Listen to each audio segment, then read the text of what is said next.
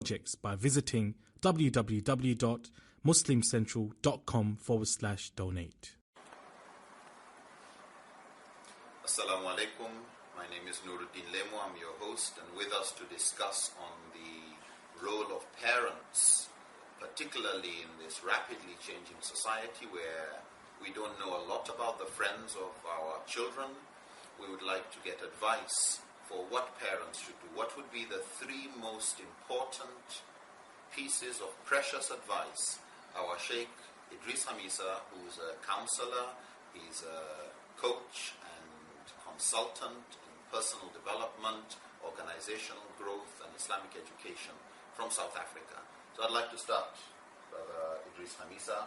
What would be the three most precious pieces of advice you would give to parents who are facing challenges with their children?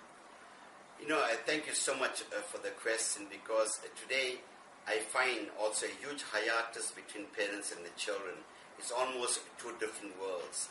The world of anxiety of parents and almost the Disney world of children, a world of fantasy, the cyber bubble, the virtual world.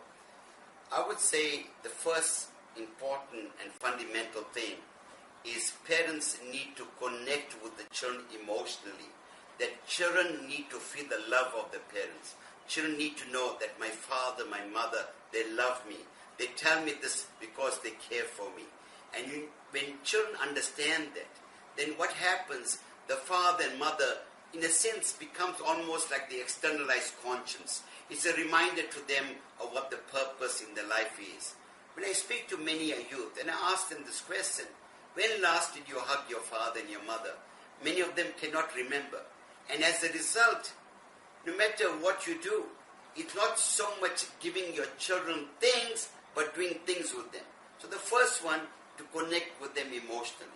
The second one is to get involved with activities with your children so that they get to know you.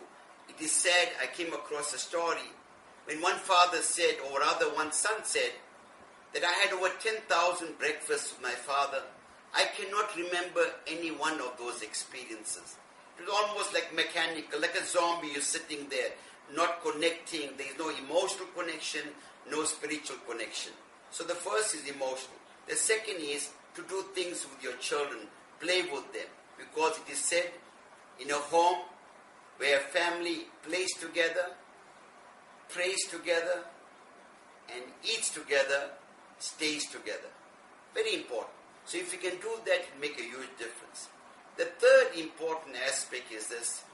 Communication is the recurring theme. When your child can come up to you, your son comes up to you and tells you, Daddy, this is what I went through in life. This is my challenge I face. Instead of you sermonizing and lecturing to him, allow him to speak what's in his heart. Because as psychologists said, revealing is healing.